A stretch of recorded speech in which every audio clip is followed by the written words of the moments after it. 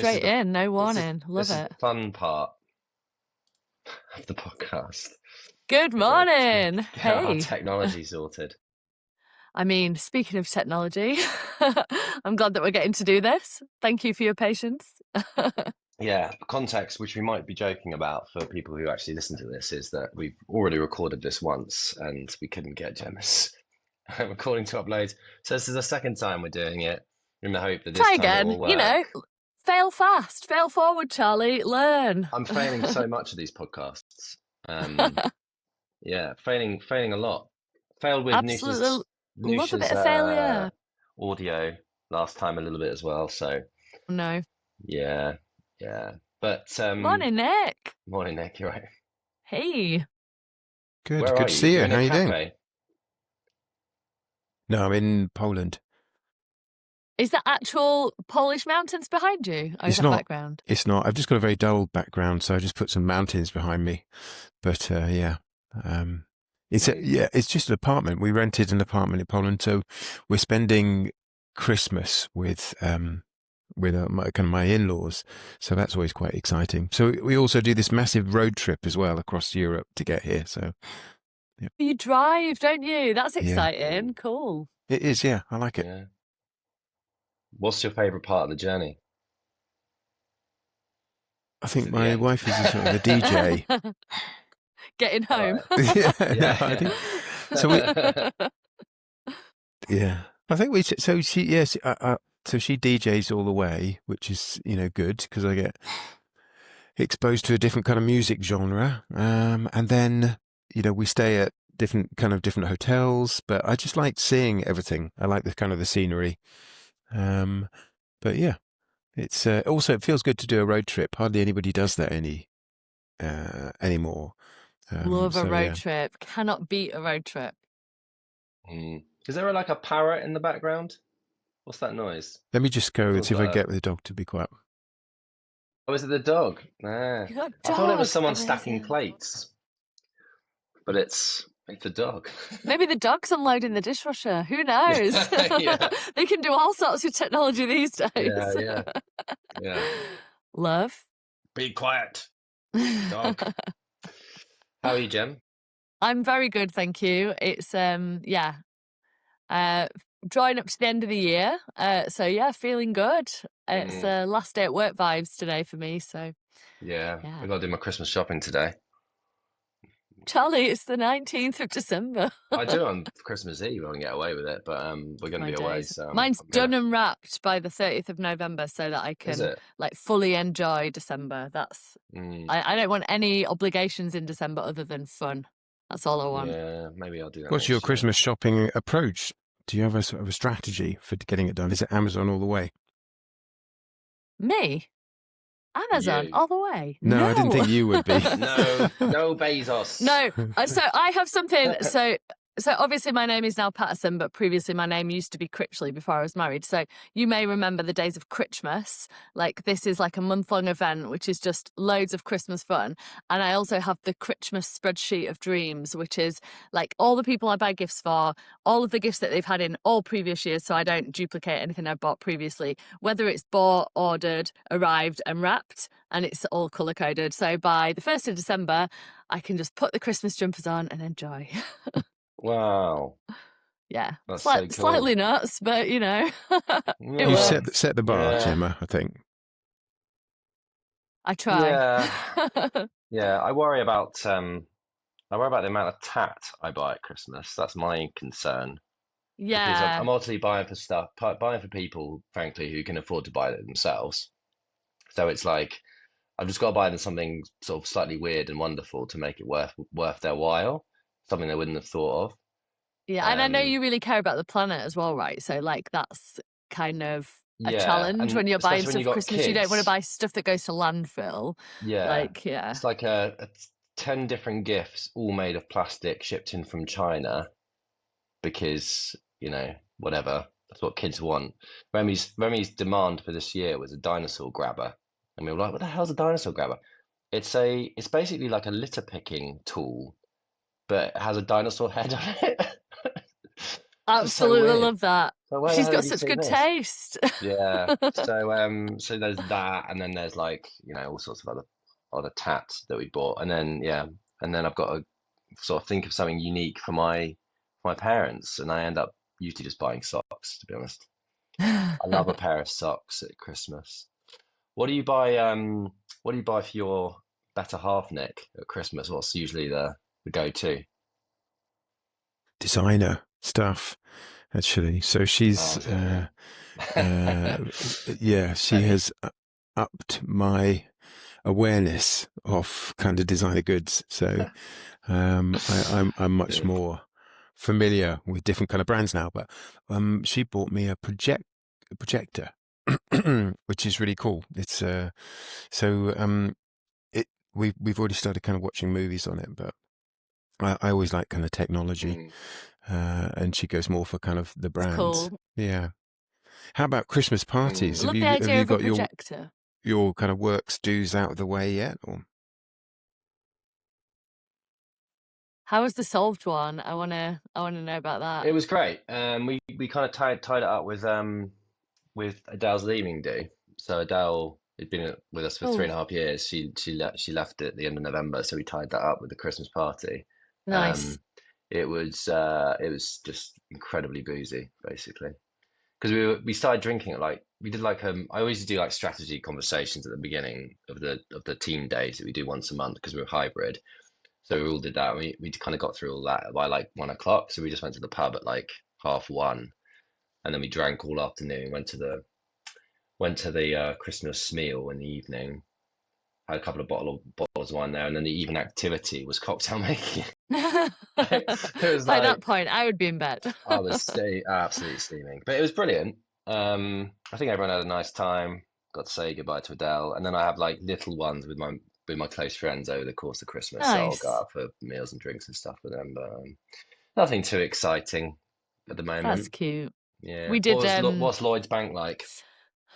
so we do so it's really nice actually. They gift you like points as part of our like reward system, which is Yeah.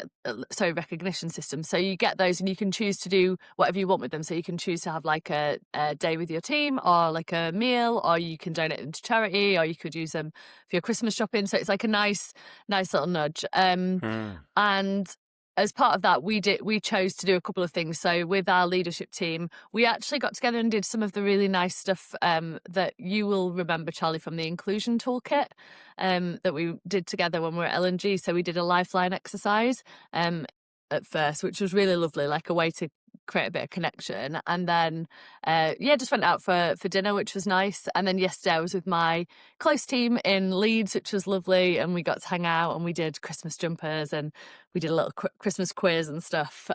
Secret Santa. I got some Taylor Swift stickers, which I absolutely loved. My team know me very well. My work laptop is absolutely covered in Yeah.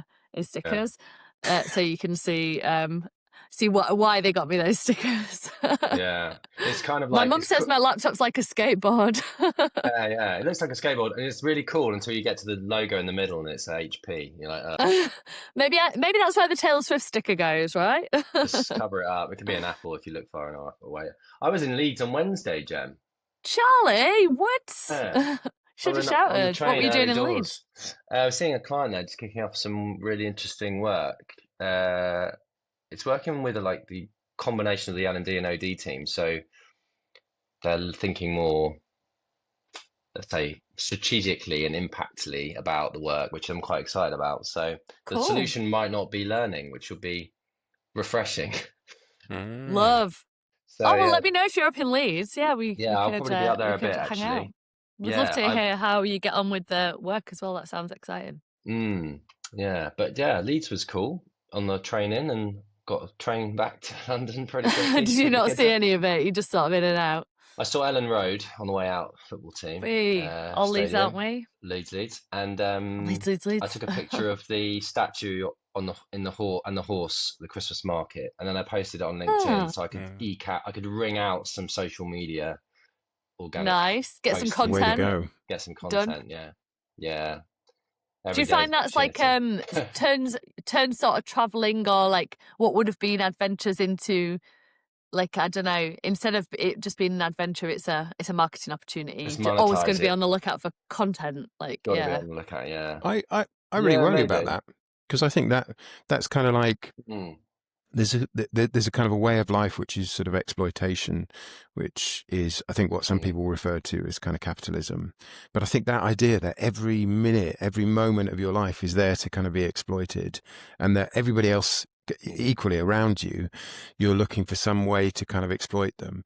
You know, I do worry about that. I do see that a lot when I go to America, which is like every encounter is an opportunity, you know, to everybody's like a customer or somebody you're going to sue.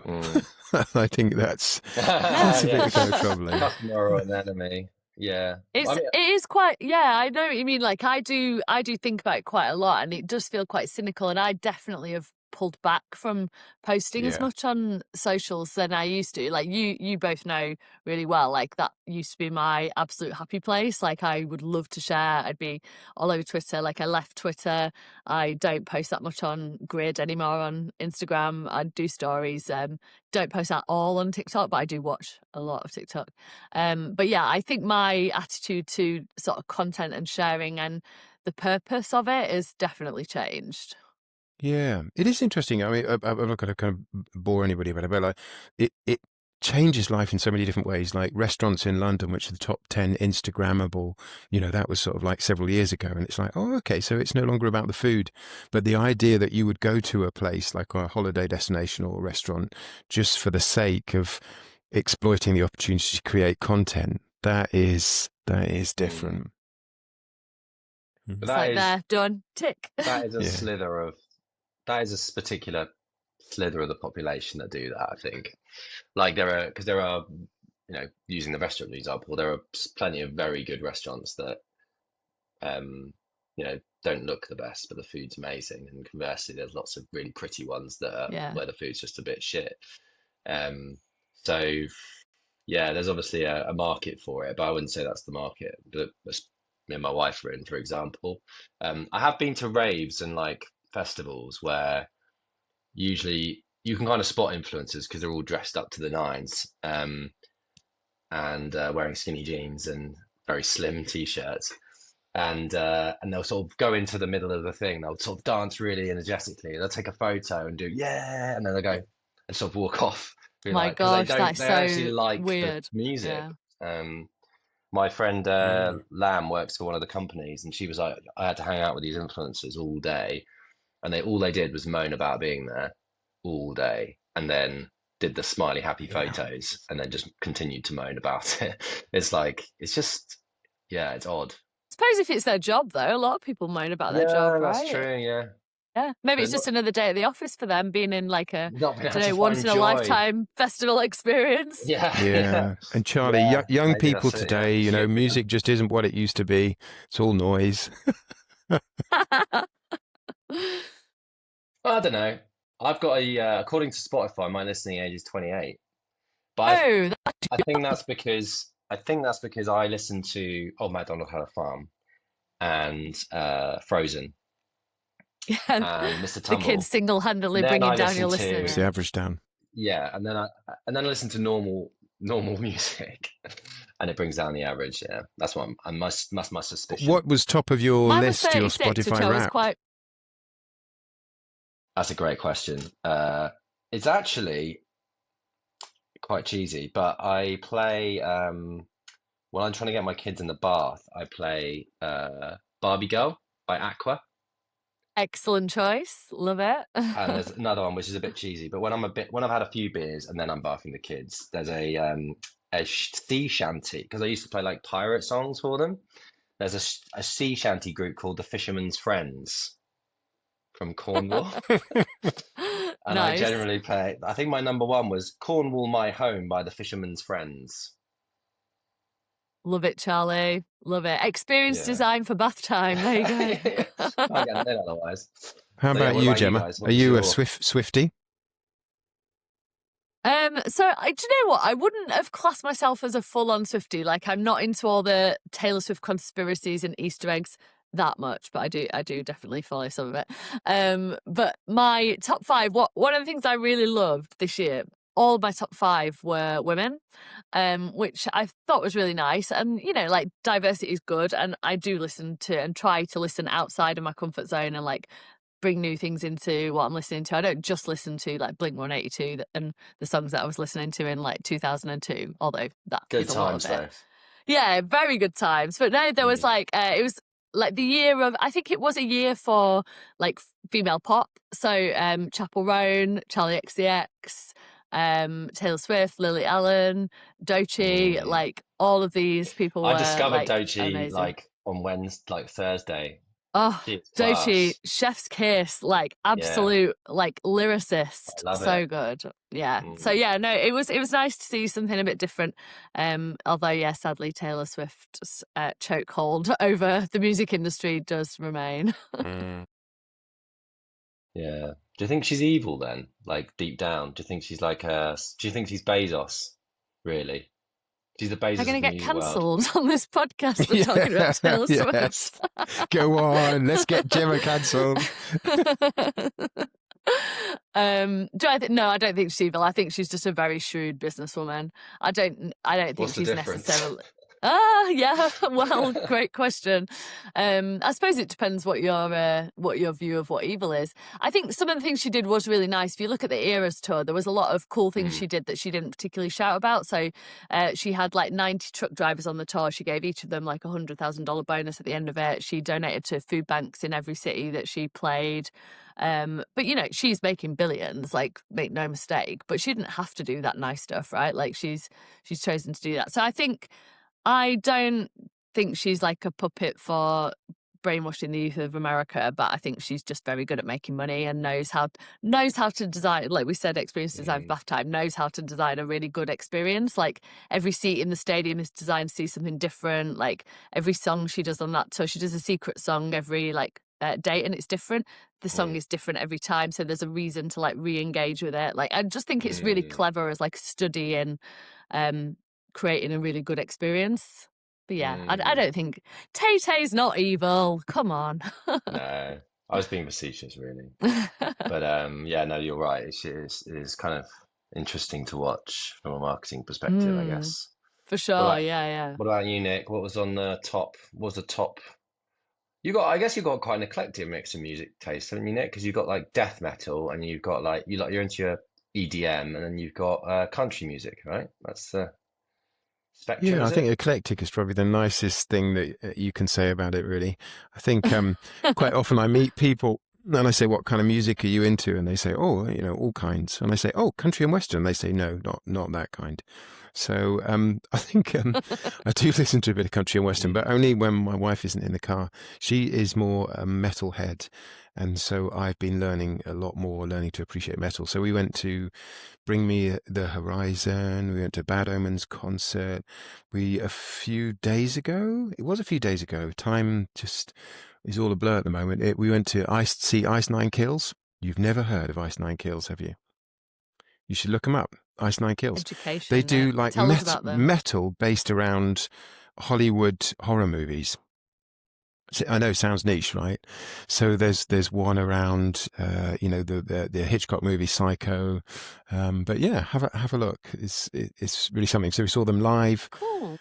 That was fun and all kinds of stuff, really. But yeah, I don't think I have great taste in music. I don't even have Spotify, so I just like to listen to stuff that fits the mood, I guess, really. But Falling in Reverse, I quite like Falling in Reverse. Get the gramophone out and we'll have the gramophone. Yeah, yes, it's from my childhood. Crank it up. I try not when I hear remixes of things. I think was it Korn did a remix of "She Drives Me Crazy" or something by Fine Young Cannibals or something like a Word Up by Cameo. I try not to be that person who says Word Up by Korn. Yeah. You do realise that this is the original was much better, you know that, but you know. So yeah. Nice. I like country and western music. I don't think there's anything wrong with it. It's There's an admission. Thank you. Thanks, Charlie. I wouldn't Solidarity. dance to it. Yeah. I don't mind it. It's having a moment, isn't it? But I think, Nick, you definitely were into it before it was cool again. I also remember Yeah. country and western moment. Do you remember when we went to the line dancing place in Houston? Well, how could I forget? Wasn't it a young Robin? It was a young Robin who tried to drag you onto the dance floor. He was wearing surprisingly tight pants, but yeah. Yeah, it was like Halloween, so everyone was in like fancy dress. But yeah, they were doing like they used to call it two-stepping and long necking. Like a Yes. two-stepping was the dance, and the long necking was the long neck of beer. So yeah, we went and did country and western dancing. Or I country and western dance, and Nick watched from the sidelines like a good leader would. Didn't feel the need to steal the dance floor. That's right. And It's all style, no that's what. substance So with you, everybody yeah. was dressed. Everybody was dressed differently. We weren't dressed up, but it was a Robin from Batman and Robin that obviously Gemma, caught their eye and was determined to drag you onto the dance floor. I mean, had somebody, in terms of the style versus substance point, Charlie, had somebody drag me onto the dance floor, I would have obliged, but just didn't happen. So yeah. Yeah. I went with Chris Woolsey and Antonio Del Barto. Mm-hmm. Oh, And we good went to a guys. steak place. And it was one of those Texan steak places with like where you could wear like cowboy hats while you had your steak and stuff. It was pretty good. And then we went to Houston Astros and watched them play baseball, Very which cool. was super boring. They missed like 99% of the time. Not on hits anything. So it's just like waiting. And then when someone does actually hit something, there's like an explosion and there's fireworks and they have a train which takes off and goes I across think the I've lost you both. stadium, and yeah, everyone goes wild for it. But yeah, Mm. not like a 5-day test match of cricket where I got to go to Austin in the end because I know we used to go backwards and forwards to Houston quite regularly, and I was always rather disappointed that it wasn't more Wild West. And Gemma, you went to Austin on one of your trips, and I eventually got to go there, and that was great. We went to Franklin Barbecue, played mini golf, wore cowboy hats. So yeah, that was something to tick off the list. Oh, lost Gemma. Gemma's just she's had she was enough. so bored by your story, Nick. She's had enough. Yes, it's not the first time. I'm used to it. Yeah. Have you been to the States much since being out on your own? I think we were there 4 times last year, delivering a program in New York, and then went to Los Angeles. Martina got some work there, and then Oklahoma and Austin. So yeah. How is it? How does it feel now traveling there? Because obviously, when I read the papers, and it's like they're going to check your social media feed to see whether or not you've been slagging Trump off. Like, I'm curious to know how like real that is and how much it's just kind of media hype. But do you get a sense of like? Yeah, I think a bit it's more... media hype. Yeah. Mm-hmm. Yeah. Yeah, we did worry about that because of you get this distorted impression of what's going on from social media, and actually it was pretty straightforward getting in and out. But yeah, I do. I was kind of shocked. I think I'm often sort of shocked when I go to America by different aspects of it. But we went to Los Angeles and we stayed downtown, and literally downtown, the kind of the main street, there's a whole series of cinemas and theatres that are just sort of shut down and run down. And it was just kind of a picture of dereliction, really, with people, huge numbers of people sleeping in the streets. And so you kind of almost kind of stepping over literally homeless people to get a cup of coffee in the morning. And it almost kind of verges on the kind of the post-apocalyptic. I'm not saying that that's a big difference. I don't know how long it's been like that. But you go to different parts of the US and you get different impressions. And Los Angeles, bits of it seemed pretty grim to me. Yeah, not a huge fan, to be honest. I don't like the Why grid is that? Why is system. that? Well, I The don't grid like system. It's kind of yeah, I niche don't like the objection, grid isn't it, system. Charlie? Well, I think the environment you're in does sort of determine your emotional state, and I find the grid system that in terms of how they built everything is pretty uninspiring to be around when you come to You don't like a Milton medieval Keynes then, I city. guess. No. But Poland's a great example where they've lots of historical places, and they're all kind of hodgepodge put together, and slightly quirky in different ways. Hi, Gemma. And you can find different like nooks and crannies. You can't. I don't know if you get as much of that in places like LA, where it's just kind of straight lines of rows of houses and Scientologist churches and stuff like that. We're just talking about So Gemma, we're just LA. debating town planning kind of Yeah, systems. yeah. You joined at exactly the right point. Okay. We moved on quite quickly from, but in any case, I think part of the downside of some of Poland's eclectic city layouts is the fact that it had to be consistently rebuilt after being kind of bombed and destroyed. So it's not necessarily a recommended kind of route, but I do agree with you fundamentally. When we were at the BBC, when I first joined, we were in a place which was, I think, originally a residential property, Marylebone High Street. And it was just this weird, it was like a B&B, little rooms in this building with little staircases that had been cobbled together. And it was a wonderful environment. And then we went to a planned environment, White City, that was all kind of, open plan and, had been designed for functionality. And it was horrible and completely uncreative.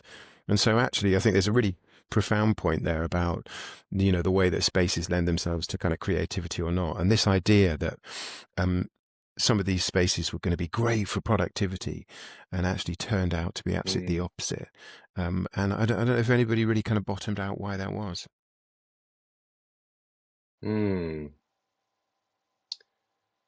Yeah, I think messiness is helpful in creating a creative process a little bit. Yeah. Yeah, I suppose it's kind of it's the antithesis to the idea that you basically, in order to be creative, you have like a clean environment where there's space for creativity, because it's a blank canvas, but actually blank canvases are incredibly difficult to be creative in. So you're better off Yeah, starting from a point, aren't you?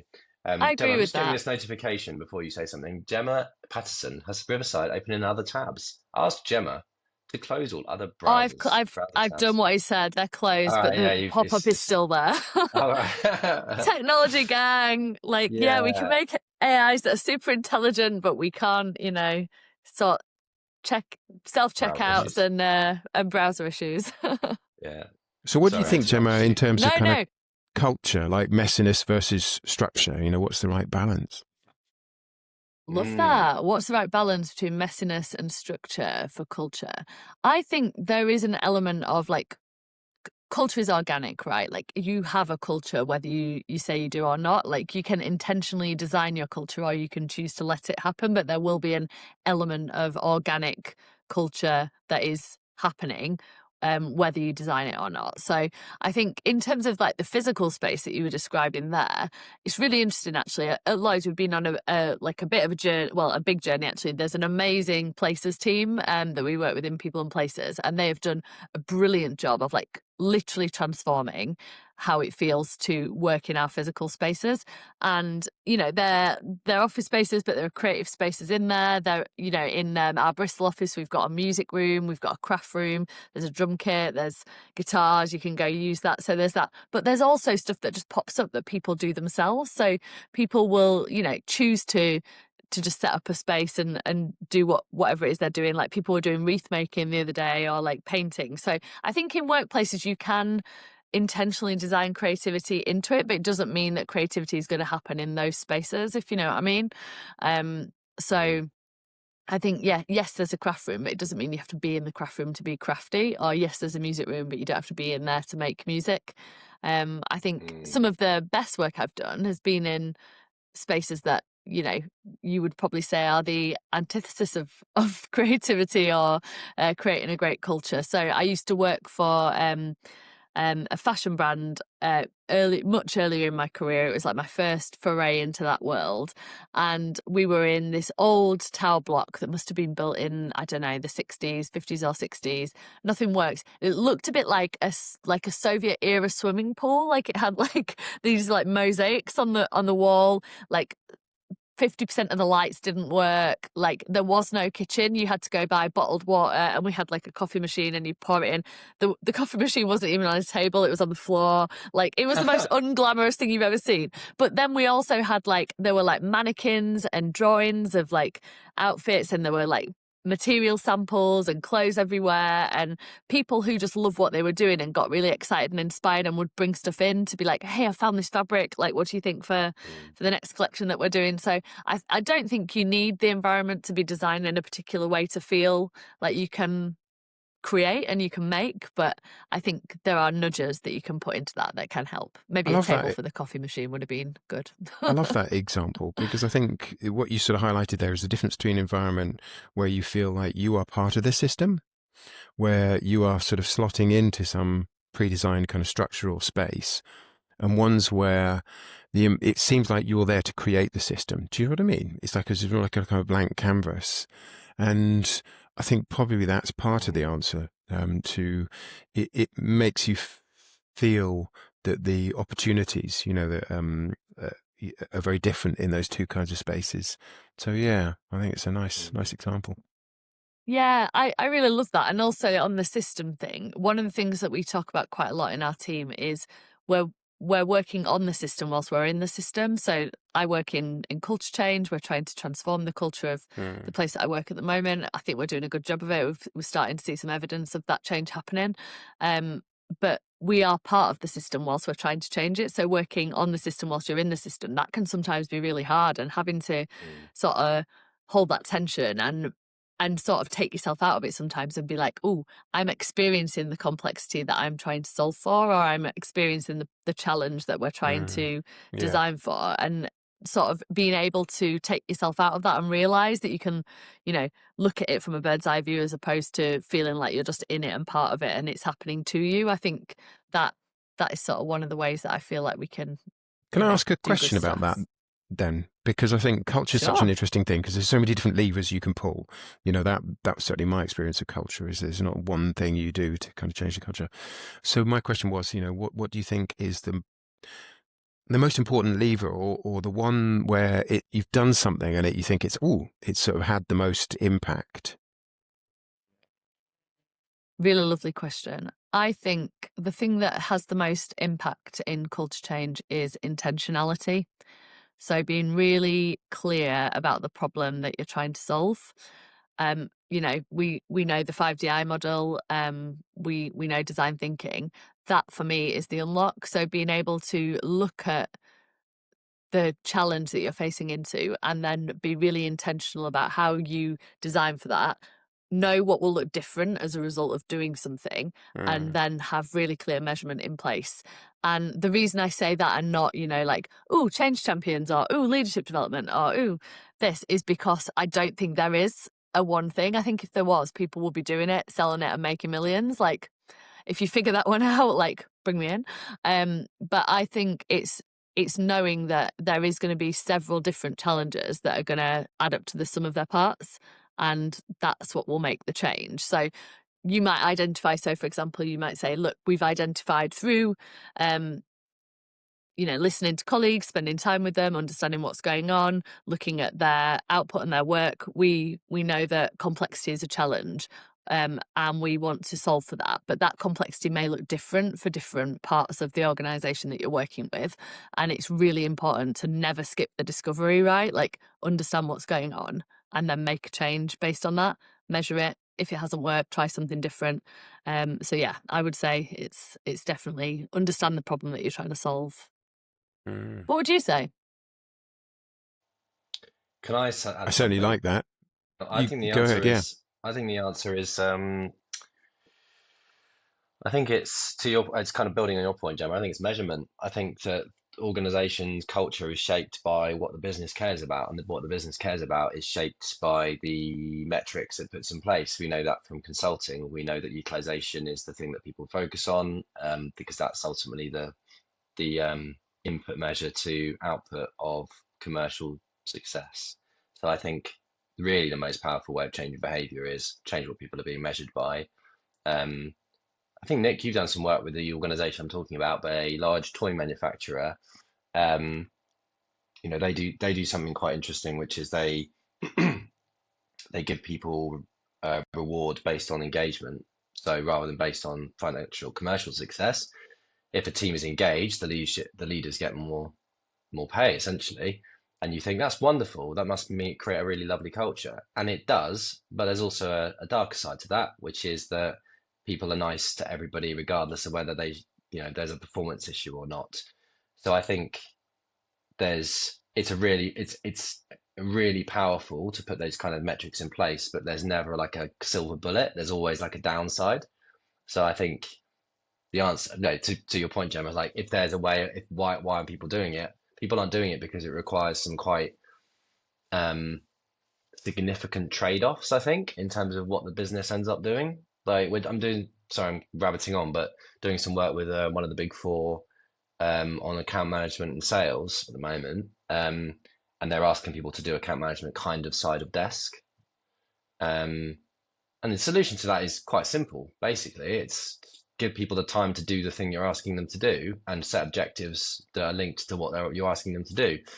Without that, you're kind of pushing up a big boulder uphill, I think, in terms of the behavior. So, yeah, for me, it's relatively simple, but getting an organization to really shift those like core metrics, I think, is where the challenge is, because there's too many people that have a stake in it, I guess. Yeah, I think I totally agree. Like oh, sorry, Nick, you go. You go. Sorry, I think there might be a bit of a delay.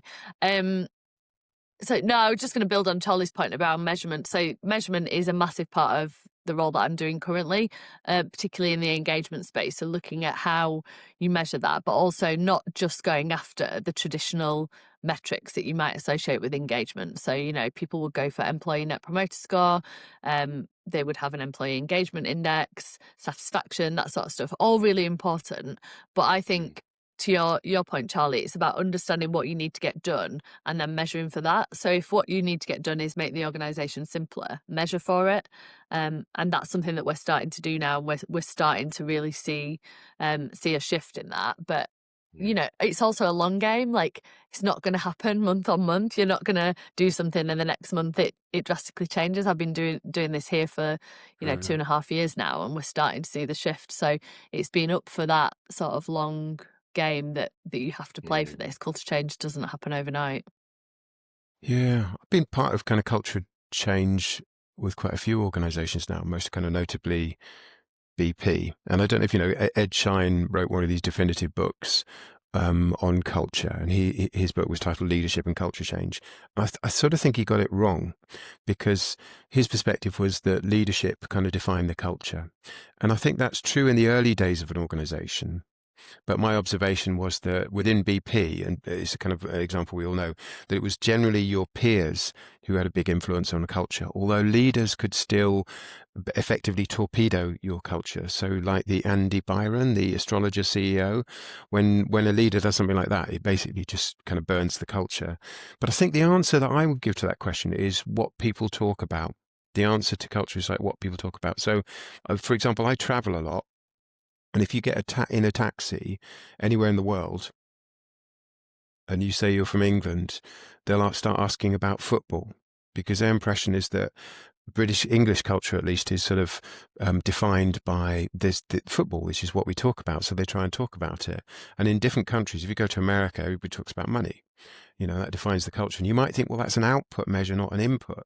But one of the things I saw done at BP that I thought was really interesting as part of the Culture Change Initiative is they wanted people to talk about safety. So Bob Dudley talked about it, top of his meeting agenda. And you may recall this, every meeting had to start with a safety moment. So you can drive what people talk about. So at Deloitte, I tried to get people in my team at least to talk about learning, which you might think is obvious, but it's like we were a learning team. We weren't talking about learning.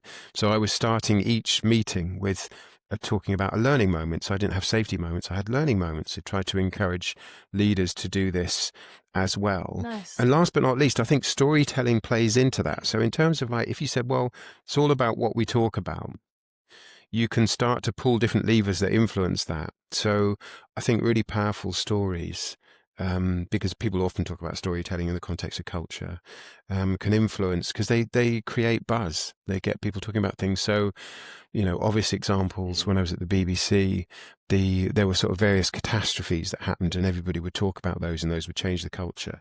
Same with BP. And part of the problem is that those stories, especially when you've got lots of people moving in and out of the organisation, they don't stick around. The stories fade. So there's a whole book written on BP's culture called Failure to Learn. And it was about an incident they'd have with a refinery where a number of people were killed. And the real anxiety at the center of the book was that story helped define our culture. But as people forget the story, our culture kind of reverts back to the way it was before. So, I think, what people talk about is I'm not sure if it's a metric. It could be a metric. And I'm not sure if it's kind of an input or an output. I think it's kind of both. So, I think that for me would be a big one. Yeah, that's really interesting. Sorry, go on, Gemma. No, I was just going to say I really agree. Like the culture framework that we currently use at Lloyd's has storytelling as a big part of that. So, symbols, systems, behaviours, storytelling, and it is all about that. Like, are we continuing to tell the story? Like, are other people telling the story?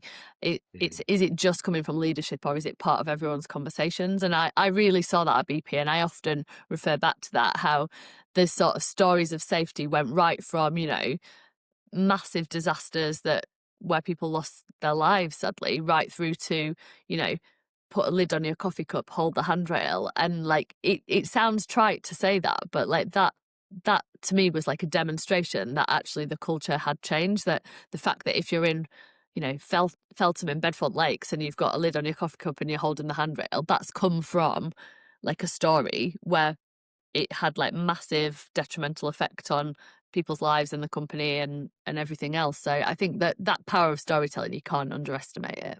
Yeah, and even on a micro level, if I went to yours for Christmas and Charlie, everybody's talking across the Christmas dinner table about sustainability or, I don't know, politics, then I would think, well, that's kind of the culture of your family.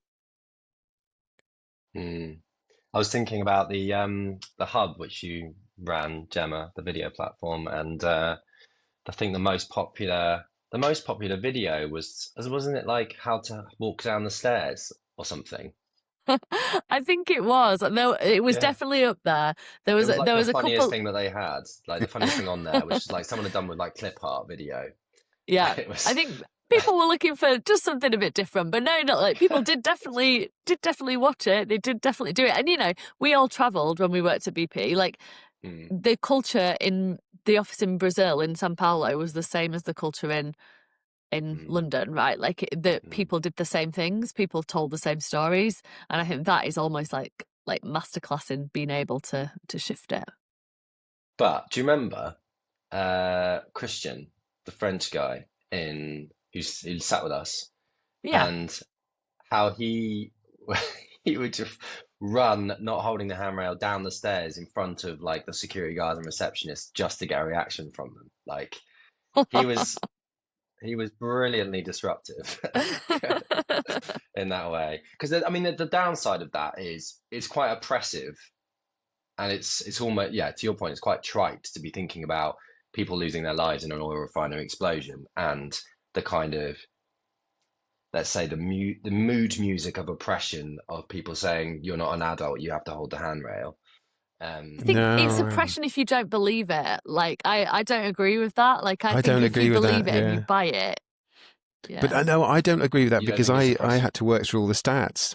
No, because there are more injuries. This is, you see, you can take me out of BP, but you can't entirely take BP out of me.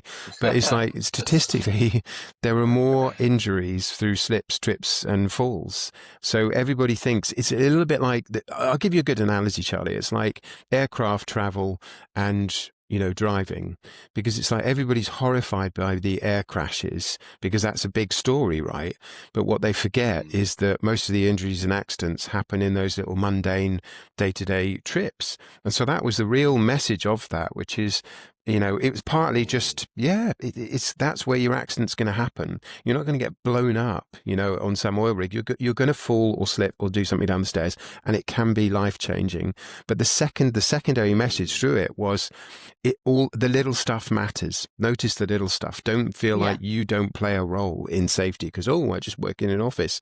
If you've blocked an exit route and somebody's carrying a tray of drinks and they fall over that, it could make a big impact on their life. So I don't think it was just oppressive. I mean, there's always an element of oppression. No, and I know what you mean. And if you think it's not just about like the safety outcome either, right? Like, Charlie, do you remember we went to watch the film? We went to Leicester Square Odeon to watch the BP film. Can you remember? Yes, the Event Horizon, not Event Horizon. That's about Tunnel to Hell. That's like Interstellar. Yeah. No, it's a black hole. Deepwater Horizon. Deepwater Horizon. Yeah. So in Good film. that for me, there was like a proper like culture moment. It's not about safety as the outcome. It almost doesn't matter what the outcome is. It's about the culture, whether you felt able to speak up. And there were people in that film that didn't, right? And I remember it really vividly because they were wearing do you remember the polo shirts you could get from the BP shop? And they were actually wearing those polo shirts. And I was like, oh my God, yeah. Like these people knew something was wrong and didn't say anything. BP and played by John Malkovich. Yeah, I think it was. Just drill, damn you. We've got money to make. But exactly. No one said anything. And one of the things that we've been looking into, so we've been doing a bit of work with Ipsos around drivers for simplicity, drivers for accountability, drivers for all the things you would want to make a great culture.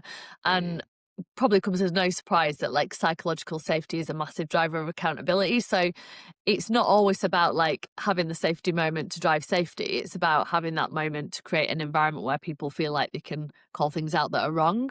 So yeah, I don't know, it fascinates me so much. It's so layered, it's so nuanced. There's so many little bits to it. But yeah, I think hopefully no one will be. I mean, I was involved in a lot of the training and the leadership leadership stuff on the back of that. So if you take that kind of John Malkovich portrayal accurately or not, the root cause analysis was that it was exactly as you say. It was people not feeling able to speak up that was the cause of the problem. It wasn't some mechanical failure or technical failure. It's, as you say, Gemma, people knew things were wrong. So I did lots of initiatives working with people like Urban Briere to get leaders, and we did these courageous conversations and these cards that leaders would carry and toolbox talks, and a lot of it was exactly as you say, just aimed at creating psychological safety, where people who knew that something wasn't quite right felt enabled to say, hey, I want to speak up here. So bear with me. I still think it's oppressive. I think that the question is, where do you draw the line? So, for example, I've spoken to people who are really against boxing as a sport, and they say, look, people shouldn't be punching themselves and being punched in the head until they have some kind of concussion, until they fall over. Granted, that's their point of view. The individual who gets into the ring and does that sport is making a decision and taking a risk. The thing about having a lid on your coffee cup, granted, you might burn your hand when you're carrying a coffee cup without a lid. You might burn somebody else. The question is whether or not it's the organization's responsibility to manage that behavior and control that behavior. I would say that conversely, the not speaking up thing, because ultimately a lot of that comes down to hierarchy and how people feel enabled and psychologically safe to challenge their leaders, in a way is also influenced by the culture of essentially being mollycoddled or, looked after as a child in a system that is the parent. So as much as I agree with you that holding the handrail is a good thing, having a coffee lid on your coffee cup is a good thing, there are also people I spoke to who are like, there should be no radio in cars because people crash and it's a distraction. It's like, where do you draw the line as to how involved the organization gets in your? Well, I've got an example for you. Isn't that exactly the same with sustainability? You know, I don't want this kind of parental view of where I should be throwing different bits of waste. I don't want bins where I have to sort things into. I don't want to be dictated this oppressive system that forces me to recycle stuff. You know, we all know that it's like the big 7 companies who contribute like 80% of the, you know, emissions. You know, why do I have got this nanny state telling me I have to recycle things? Wouldn't that same argument hold? Yeah, but you don't have to recycle if you don't want to. Do you think it's a good thing that Yeah. people are encouraged to recycle? I think it's a good thing, but I think there's a difference between encouragement and oppression. And I think that in the example we've been talking about, it tips over to that a little bit, maybe. I don't know. That was my sense of it. And we talked about it a lot when we were working there. There was always this kind of sense of oversight and sense of control, which I felt was not necessarily, but you know, it's an engineering company essentially, and that's the prevailing culture, I suppose, in that environment is generally kind of yeah, more kind of focused on control, organization, structure, and you know, managing people as resources. Maybe do you disagree? What was your experience of that environment? I think I'm just sort of toying with this idea of oppression versus freedom at work. We're going so And deep. no, totally. But like, I think there is a degree of like taking work for what it is, right? So you are coming to do something that you hopefully enjoy, that hopefully uses your good skills, and that makes a difference to whatever it is the purpose of the place that you work. I think with anything in life, there are trade-offs. So if I want to do that at this organisation or at any organisation, there's a contract between me and the organisation. I don't mean like a physical employment contract like that. I mean like a behavioural contract that I am going to show up in a certain way. And I think I would expect that, right? Like, and if I didn't want that, I would need to go and do something different. So I go and work for myself, or I go and, you know, like start something new. But actually, I kind of like that. Like, I want to work somewhere where I see that I can be part of that culture and I can behave in a certain way.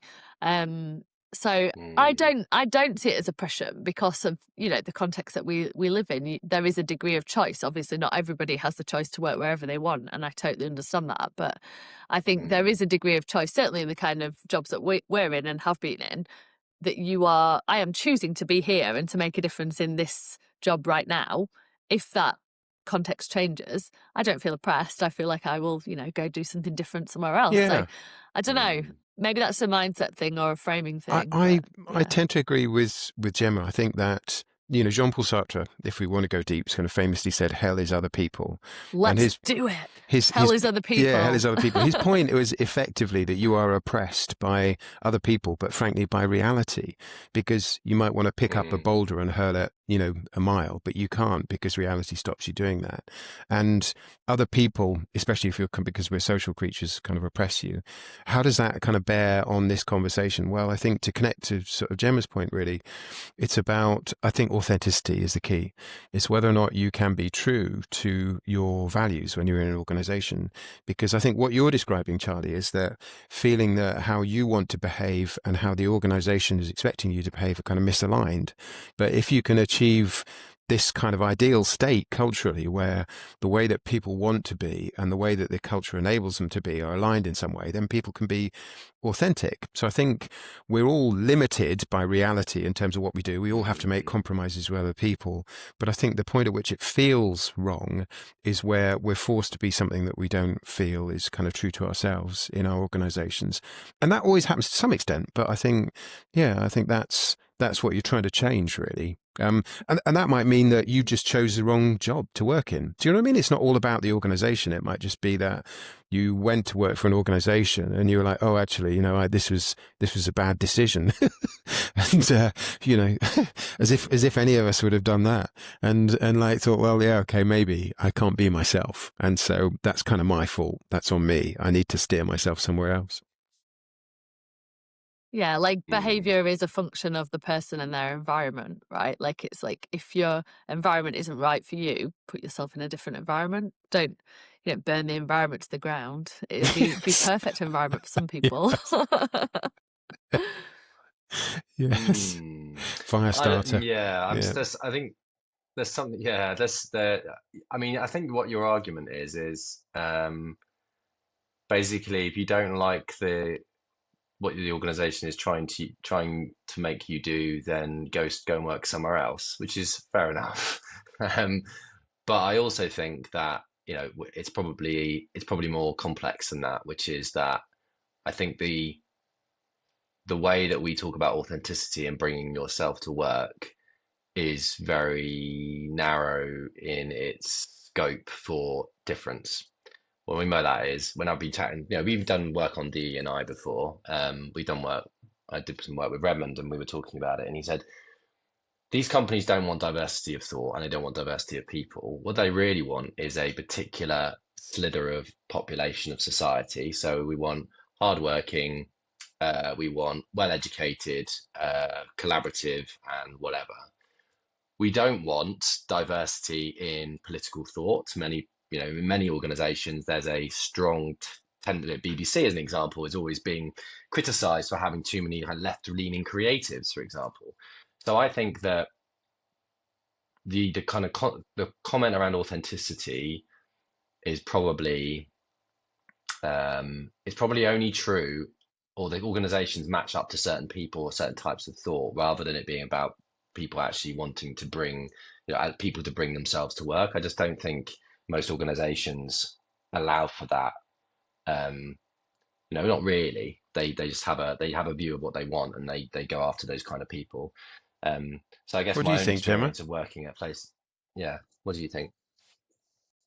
I think so. I definitely am a massive advocate for authenticity at work, being yourself. Like I remember when I started at BP, actually, not to make it all about BP, but people having a conversation in the kitchen about where they were going skiing that Christmas or winter or whatever it was, and they said to me, "Oh, where are you skiing?" And I thought to myself, I'm from a working class pit village in Yorkshire. I've never seen a pair of skis. Like I don't know what's there. I was like, I'm not going skiing. I don't know.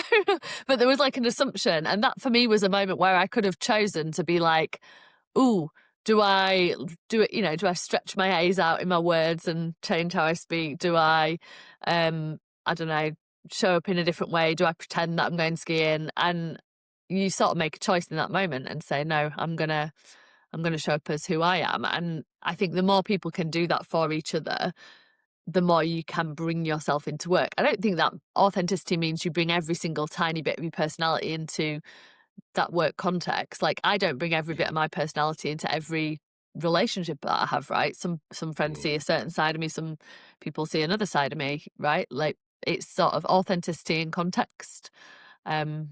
But I think it is important. And I do think it is genuine as well, right? I don't think any company says we want people to come in and be robots. Like they genuinely want diversity of thought, creativity, difference, but within the framework of the culture that they're trying to create, right?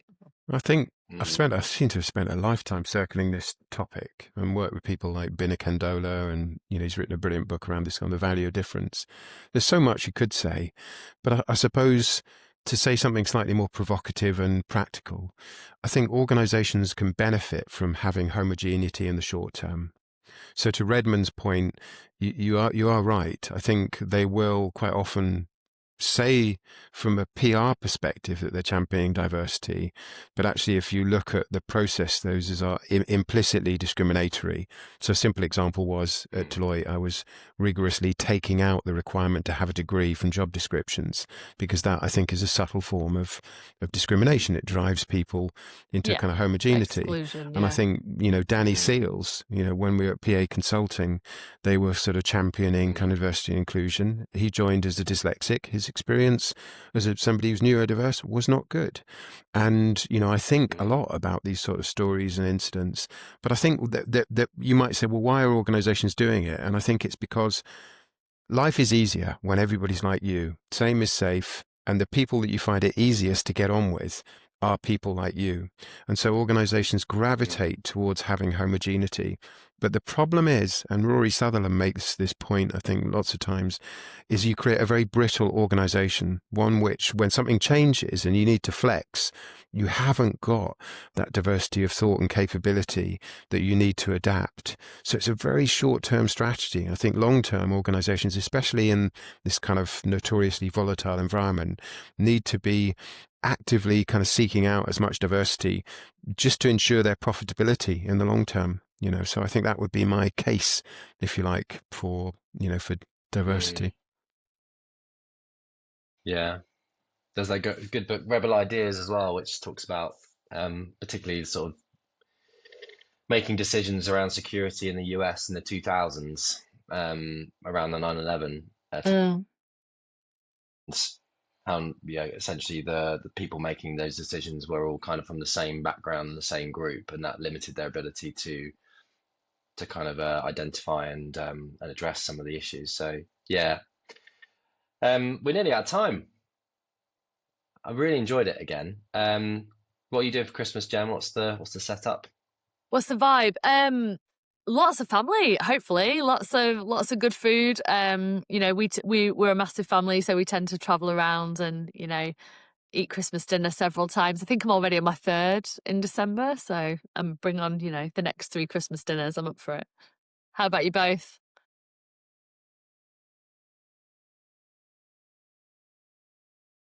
Just, family, lots of Polish food. Polish food is fantastic, by the way. Lots of kind of partying and just having fun generally. And really, really looking forward to it. So yeah, Christmas markets. We've been into Warsaw's Christmas market as well. We might go in again. That was really cool. So yeah, I just hope there'll be a bit of snow. I think in the UK it's not even looking vaguely like snow. Here it's a bit colder, but it would be nice if there was some snow. Yeah. 9 degrees here in London right now, so it's not looking tropical. Good. Yeah, but that's global warming for you. How about you, Charlie? What are you doing?